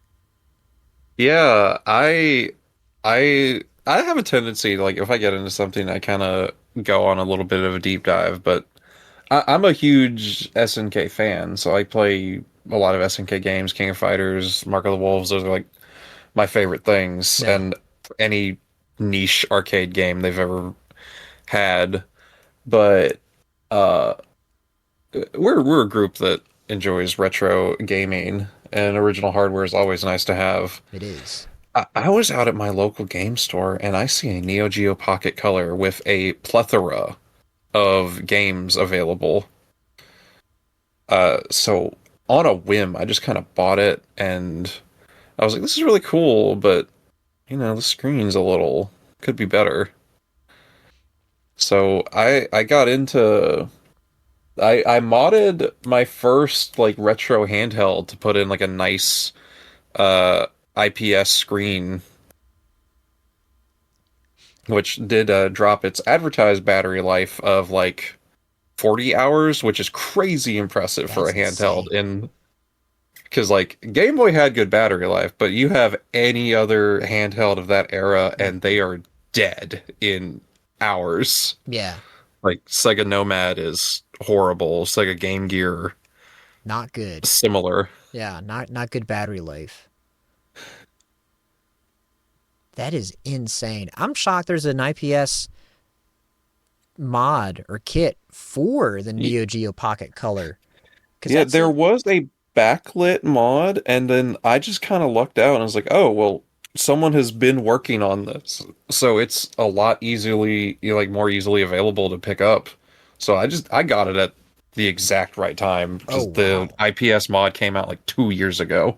Wow, that is shocking. I didn't know that was such even a scene, because I feel like with retro stuff, retro gaming, it's definitely based on like what's popular and what do people have nostalgia for. Because it's a big driving force for these things. I mean, the games still hold up, and the games are so much fun to play even now, right? But I think there's maybe 30 NeoGeo Pocket Color games, and I'll get into that a little later. Yeah. But it doesn't have a huge library, but it's got a pretty fun one that it is primarily built around fighting games because it has a joystick and you can connect it to someone else's Neo Geo and you can do some verses with it. Damn, okay. No cable required. You just go head to head. No, you need a cable. Oh, okay. I don't know if do you know the Capcom versus SNK? Yes.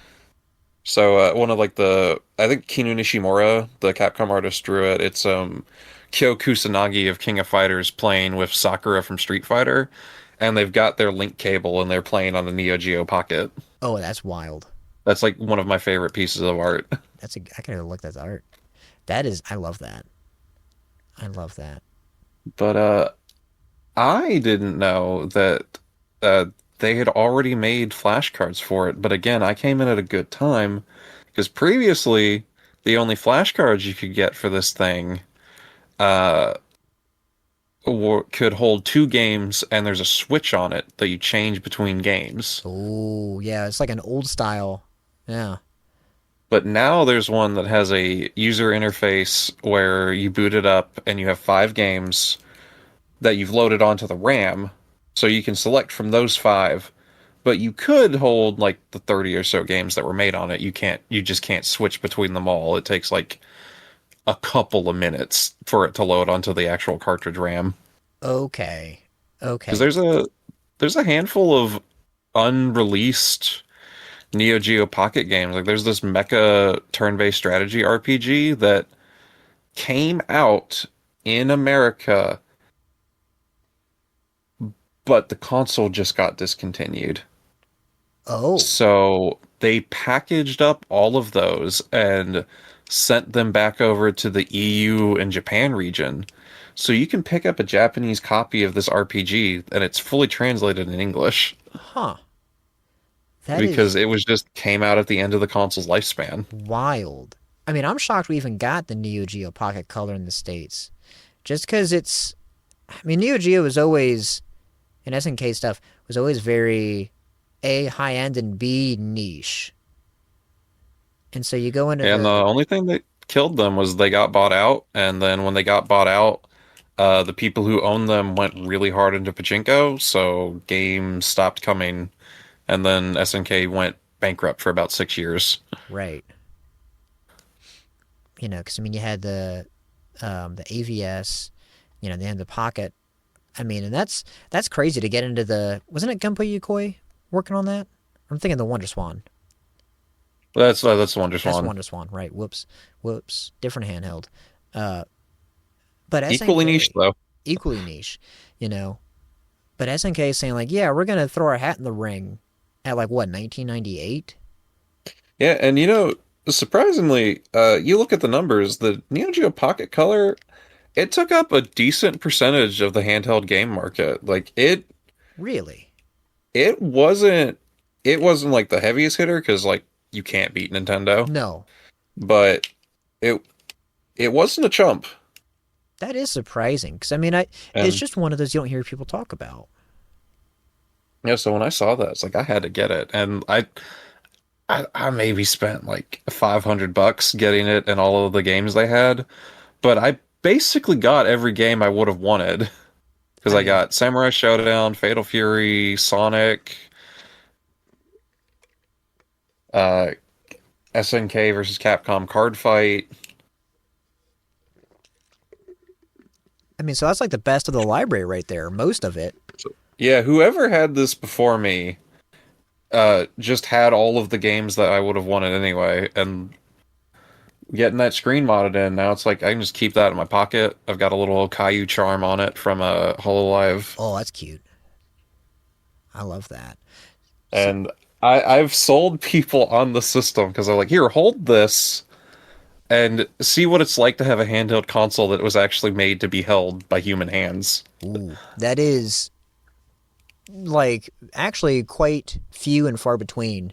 I mean, because some of these, Game Boy's kind of bad about that too, where it's kind of tough to hold in the hand after a while, especially some of the smaller ones like a Game Boy SP, the Advanced And SP. if I'm sure you'll put like a visual up, but if you had never Yeah, seen a Neo Geo Pocket Color, it's kind of the same form factor as a Game Boy Advance, the original one, where the screen's in the middle, and then there's a actual analog joystick, and then 2 buttons off to the side because it was a 2 button system, no mm, shoulder buttons. right, just AB. But they got around that though, because if you hold a button in one of their fighting games, that's a different input than just tapping it. Oh, so you get four then. You get Yeah, okay, you can do 4 buttons, but as long as they're holds.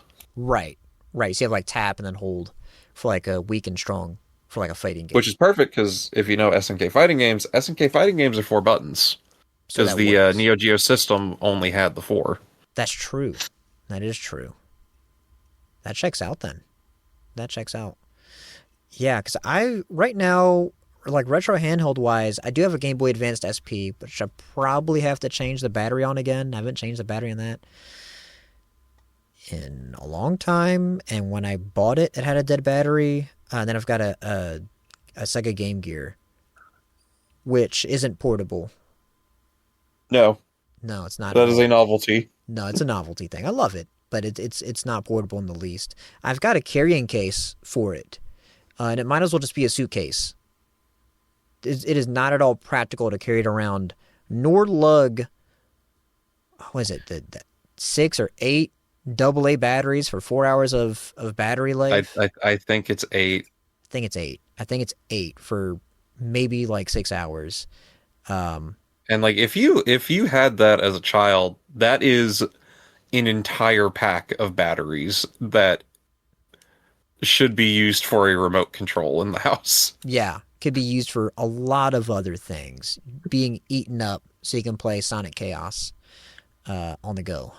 There I you think go. the Sega Nomad, that console shipped with Comic Zone, which is like a 2D beat 'em up that has a comic book art style. Hell of a game. Uh, you could not beat that game in the time it takes for those batteries to run dry. That's hilarious. Unless you speedrun it or something. I know there's also, since it doesn't have a reset, the X-Men beat Yes. 'em up for the Sega Genesis is incompletable because you have to hit reset You have to hit reset. on your Sega Genesis console. Only Sega would do such a thing. I love Sega. I really do. I am unabashedly a Sega fan, but there's just some decisions where you just go, okay. But at the same time, no one else had even done a completely portable. Well, I guess PC Engine did that first, but a completely portable version of their 16-bit console is insane. Yeah, that's Insane. kind of ahead of a time. That was its era switch because I think did that have TV output if you had cables? It might. I don't remember if it does. It might, it I was. I know it had a DC adapter so you could plug it into a wall. It did. So does the Game Gear, but that brick is also huge. So again, still not portable, but I mean, a really impressive console. You think about it, like, oh wow, the entire Sega Genesis library I can just take on the go. And granted, those cartridges are pretty big for a portable thing, right? When you think about a portable game console, Game Boy cartridge, pretty small. Game Gear cartridge, pretty small. The further we went, the smaller the cartridge got. So I mean, you think a Sega Genesis cartridge, it's kind of big, Yeah, but they're bulky and like they could have been smaller sure, because we got the Sega Genesis is competition to the Nintendo Entertainment System, not the Super Nintendo. true, true. Everyone forgets that. But like those are shaved down quite a bit from how big the American NES cartridges are. Oh, yeah, because those are huge. But it's also dead space. It's all dead space just for the cartridge gimmick of popping it in and pushing it down, which Yeah, to then look like a VCR. yeah, like a VCR, which then damages the console and the game in the process because it bends the pins to make the connection. Yeah, Very I've smart. seen there's a teacher that I don't know the YouTube channel, but he has like a video game club and he like posts videos of the stuff he does. That's fun. He uses a Game Genie as an interface for the Nintendo Entertainment System so that you don't bend the pins That's because smart. the Game Genie sticks out of the front. That's smart. That's really, really smart. Because I think there is a couple adapters, but you might as well just use a Game Genie at that point. You might as well. And then there's the top loaders. But I I think have a top loader. you have a top loader? Ooh, Yeah, that's the NES I have. nice. I don't have a NES. I go back and forth like, oh, it'd be fun to have one, but it's like, do I need that though? Do I need that? And I have the NES Classic as well, which I can play if I really want. So I would I like a watched a Master lot of System like though. I watched a lot of AVGN. Same. I'm sure a lot of people did, but Yeah. I if he covered like a retro console, I lived right next to a retro game store. Oh no. So I would just pick things up and I own many of games that were covered on that channel to purely because they're bad games that are kind of fun to laugh at. That's funny. That's fucking funny. Like I got Jekyll and Hyde for no For reason no other than reason. it being on AVGN. Yeah. And I bet some of those, I haven't checked all the prices, but I bet some of those are higher priced because of because of his videos. They definitely go up. Yeah, insane stuff. But yeah, the retro scene, it's good, but it's getting wild out there. You know, I wouldn't call it a retro console, but the 3DS prices. Yeah, That's 3D prices are going up. going up. Everything's going to go up, I Uh, guess, eventually. I've got my stack of PSPs and Vitas though, and those will keep me happy. There, there you go. There you go. I want to get a Vita at some point. I'd like to get a Vita. And I better do it now than later, right? Better I do would it now than highly later. recommend doing that as soon as you can. Yeah, because I know it's going to go up, especially after the release of this episode. Everyone's going to run out and buy all the Vitas, so Zilla can't buy one. Yeah, I don't think we've talked about it enough, but I think I've mentioned it in chat. I am probably like a number one Vita shill. Yeah, That is my favorite console of all time. no, because I knew one person when the Vita was relevant, when it was out. I knew one person who had it, and that was like my best friend. And I was like, huh, why did you buy that? We all It's gave an him shit for it. HD console with an OLED screen that has Bluetooth audio that came out with the 3DS. Like that it is insane. it's insane. It's like looking at the That hardware, was a premium product and it had 3G Wi-Fi. 3G Wi-Fi, insane hardware. I mean, it was playing console level ports on the go. You could play Borderlands 2 on the go, and it's the whole game. It's not a cut down, streamlined version or whatever. It's like really gimped because they do that sometimes, right? Where it's like, oh, you can get, Sonic Generations on 3DS. It's not the same game. A It's not the different same game at game. all. Different game. Not a Oh, bad and game. if you had a PlayStation 3 and up to 4 for certain games, you could send your saves back and forth between your Vita and your PlayStation Yeah. so that it wasn't quite a Switch yet, but I would take like a game on the go to campus and then I just upload my cloud save, come back home and play the console version of it, continuing where I left off. Yeah. I mean, no one does that even now, really. I mean, I guess you can do that with the Switch, I guess, but I think The Witcher for the Nintendo Switch, you can send your save to your PC version of The Witcher. that's pretty cool. And that's like the last game I know that does that. Yeah. So few games ever even tried to do like cross save compatibility stuff. I think I tried to like take I think it was like Elder Scrolls maybe. I think it was Skyrim or something. Take that save and put it on the PC and you just can't do that. It's just a different format entirely. Like you can't do it, right? Like you can mod it, modify it, whatever, but you can't like load it into the PC. So that being a built-in feature of the Vita was insane. And it just didn't do. I guess I guess the software, I guess. I mean, the hardware is good. It's just a software library, developers scared. Uh, am I allowed to talk about the Sony email leaks? Oh yeah, Is that that happened too. that it was that era and Oh yeah. that scared Sony so bad, and in those leaks they kind of talked about how like that hurt the Vita and they were basically content to make it a console that they got passive money from smaller developers still putting their games out for it. Right. So the Sony hacks killed the Vita spiritually. Damn. I totally forgot about that. Yeah. I mean, they were still putting games out for a while on the Vita. Yeah, if you had a Vita, you got a pretty good library of games that were cross-compatible. I want to say like the last like major games I can think of is those Persona dancing games. Right. But even then, like Berserk, the Berserk Dynasty Warriors game, that has a Vita version. Huh. And I think you were playing it a while back, Kamen Rider Bat Ride Wars. That has a Vita version. Does that really? I was playing the PS3 version. Yeah. It's a fun game. That is wild, though. Absolutely wild. And we let it die. We let it die. And now handheld gaming is kind of gone, right? But I mean, it's changed so much because now it's all You mobile, can right? You can play games on the go, but I think I've talked about this before, but for here, like there aren't really portable games anymore. There's just console games you can take with you. Yeah, it is a different thing because like there's the Steam Deck and the ROG Ally and a couple others, where it's like this gaming PC on the go sort of thing. But no one's making a game for that. You can use that to play the games you already have on Steam or whatever, or use emulators or whatever you want. You know, I mean, Nintendo has the Switch too, obviously, and the Switch still for now.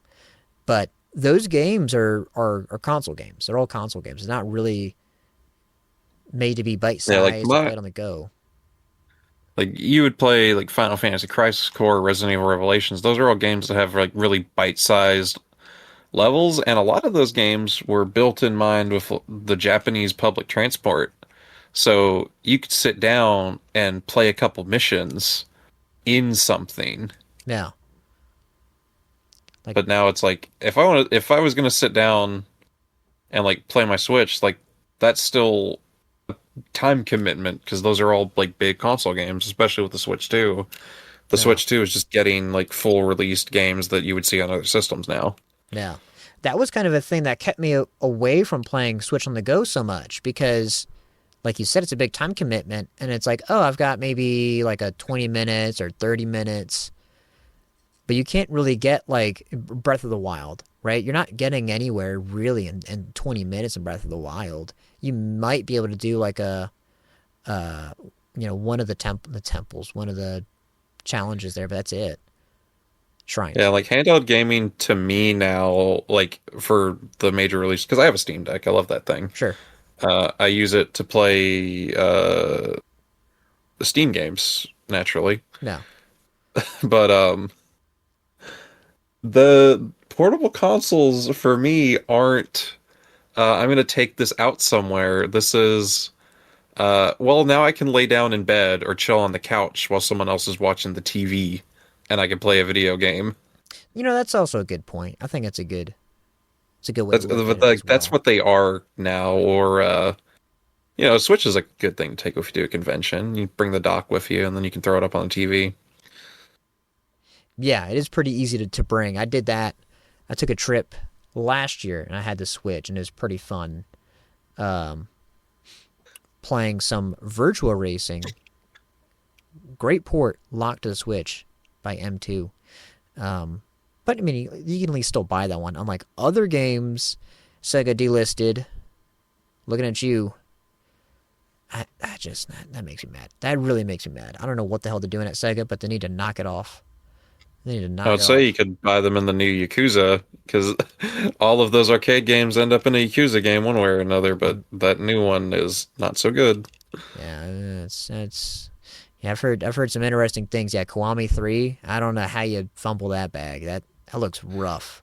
That one's crazy because like people already didn't like Yakuza 3 that much. Yeah, it's already black sheep. So yeah, it's crazy to make a not well received game worse. Yeah, almost in every conceivable way. Like the graphics, like I think it was bugged out, but it looks worse than a PS3 game.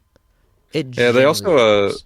the complaint of that game is that a lot of the combat is you spend most of the time blocking, and that is the primary complaint of Yakuza 3's combat, and that is not addressed at all. I love that. How do you miss the one thing that like universally was like, hey, you could update this, you could change it because they changed the fighting system, they updated it in Kiwami and Kiwami 2 to be more Yeah, in line those with the more those needed recent. it. Those games did kind of need it. Sure, right? Because they were PS2 games, the first Yakuza and Yakuza 2.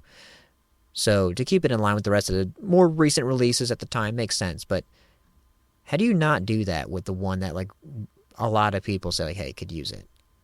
They Yeah, just the didn't funny do thing it. is like in terms of story, Yakuza 3 is like one of the most important ones because like every narrative through line for the games after, it's all relevant from 3. Mm. And then So they it was one of those games where you had to play it because it's really important. really important. And they did you dirty, and I didn't realize this. They delisted Yakuza 3 on digital storefronts. It's So you gone. can still buy it, but it's kind of like Sonic Generations. you can only buy the old version of Yakuza 3 if you buy it in a bundle that currently isn't on sale, and it's like $100 or something on Steam right now. Oh God. Oh, it's one of those where it's just completely delisted, but you can if you somehow find it, I guess you can buy it or buy like a Yeah, code. there's a no, so like there's a Yakuza bundle Right. with has like all the previous releases. Oh, It's there, but you can't just go out and buy Yakuza 3. You have to buy it inside of a bundle. inside the giant bundle. Okay. How annoying. But that sounds like modern Sega. They're really messing up. They're really messing up. I don't know what they're thinking. Because that whole, I think it was the CEO, the current CEO was like, yeah, we're not looking back to the past. Those old games aren't us. We're looking towards the future. I'm like, well, that's half of like Sega is all your legacy titles and games and all these great releases that you could do anything with, and then you choose to just say no, we're not going to sell them anymore when it costs you nothing. I don't think it cost them hardly anything to put a drop in the bucket to put Sonic CD on Steam. But of course now you can buy the new port, which is broken. And I saw a thing the other day that those guys, it's not Sonic Mania, it's Sonic Origins. They asked to go back. They can't go back. They can't even fix it if they want. They know it's not good. Oh, it's crazy. Yeah. So like, we'll do it for free, and then Sega's like, no, no, no, no, no. Yeah, So, that's one of the things that really sucks about the digital age. Like you could buy a good game no. and then it gets patched into a bad game. Oh, Cuz or you could buy a game with like the promise of it getting fixed and then it's never touched because the developer's not around anymore to turn the lights on. no. Yeah, you see a lot of that with the early access stuff, where like you can technically buy a game, but it's so broken, or the devs are defunct, they're gone, but it's still on sale somehow, Or you get a game that was good, like you said. Great example that gets patched into oblivion. Might be a little bit controversial, but Skullgirls, oof. That's all you got to say. Yeah, unfortunate what happened to that studio. Yeah, damn shame. Damn shame that happened. That whole thing. That whole thing. But I wonder if you can roll back now, because Steam just rolled out this whole thing where you can choose different versions of games, which is incredible for like mod compatibility and stuff like that. So you can set it to a version. I don't know if you can go back to all of them though, or it's I've just like still what's up. got my physical Japanese copy of the PS4 version of Skullgirls Second Encore when they did the initial wave of DLC. So I've got that one that'll just kind of sit around forever. Nice. Yeah, not update the game and here you go. That's pretty nice. That's pretty nice. But then a lot of games also aren't even getting physical releases anymore. More and more games are just getting less and less physical. It's getting all digital, which is just kind of scary. Ironic, myself being a digital construct to an extent. The irony is not lost. But yeah, what a crazy age we live in. We traded convenience, or we traded the hard copy. We traded those things for convenience, and now we can't get it back. Whoops. But hey, Yeah, or you get a disc and you can't, when you actually put it in, it's just effectively a code in a box, which at least Nintendo was honest about it. Game key cards are not new. There's plenty of PlayStation discs, and you go, man, why does this have an 80 gigabyte install file? Must be an update. No, that's the whole game being installed to your console. yeah, that's the game, because it's an empty disc, or it's a nearly empty disc. And I mean, yeah, I don't like the game key cards. I do like that they at least put it on there. They put it on the label and say, hey, you don't get the full game. You get some of it or a download. I'm like, all right, at least you're honest about it. I can appreciate that. Will it be dead in 15 years' times? Possibly. But at least they're honest about it up front. Because, I mean, there's some Switch 1 games that are the same way, where you got to do a download. It doesn't say. or you only get half the game. Like I have the Mega Man Legacy Collection 1 and 2. Yeah, they give you the They code. give you the code to I've got download too. a Starlink Battle for Atlas, which I bought because Star Fox characters are in it. Oh yeah. The Switch cartridge is 11 gigabytes, and then the rest of the game is an install file. Mm, yeah.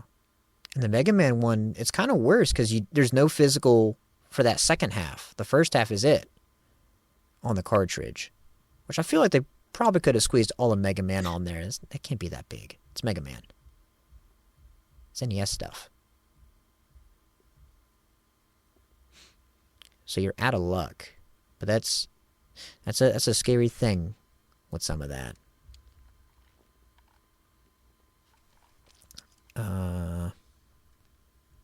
Yeah, I think we're gonna wrap it up here for the inaugural episode of the Zilla Show. Miggle, my friend, again, thank you so much for coming on here, talking shop, and all sort of things. Is there anything you would like to plug? I know we didn't touch on this much, but you're really big in the Uma Musume community. I know you're always doing a lot of those art books, which are really cool. Anything you want to plug? Actually, yeah, I am in 3 of those zines, and I want to say you can still get some printed copies of that if you go to start with the hyphen and art starting gate. You can actually find those, and if you buy one of those zines, that money goes to a thoroughbred racing charity. So you get some cool art, and you're supporting a good cause. That's awesome. I love that. I think it's a really cool thing with the Uma Musume community is that they really rallied not just around the game and the anime, but also like the real life sport and the horses, in I think a very loving way. I mean, we saw Haru Uraha in her last days get a lot of attention and probably way too much feed, but that's okay. I think a lot of that was still just donations that they could use to buy feed. It's not like they were shipping all this containers full of grass. No, they probably but sent it elsewhere too, because there's other horses on that ranch. They do a good job of getting you to care about everything outside of the actual cute anime girls. Yeah, so that's something I can really appreciate, and I think that's great. That's great. But no, thank you. Thank you. So we're going to end it here, though. Tune in next time where I bring another guest. I don't know who, so don't ask. And I don't know when the next episode will be. But we'll figure that out. Who knows? I'll show up again for it. There's no guarantee. You back on. Yeah. Do the Umu episode. Oh, but that'd be crazy. This is the thing we do in our watch-alongs. If you go on our Discord, there's a good 20 minutes where we will just yap about the exact same things we'd be doing here. Exactly. So come join the Discord. Come join the Zilla Discord. Everyone's welcome. Everyone's welcome as long as Discords are alive. We'll be doing it. Yep. And you're not a bot because there's only one bot allowed. It's true. No bots. I'm the bot. I'm the one bot. Everyone else, you gotta be a flesh and blood. You gotta be a meat bag.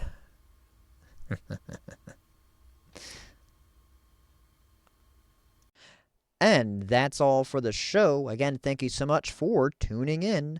This is your host, Zillamaster. If you'd like to see more of me, come on over to twitch.tv/Zillamaster to catch me live every Tuesday, Thursday, and Saturday.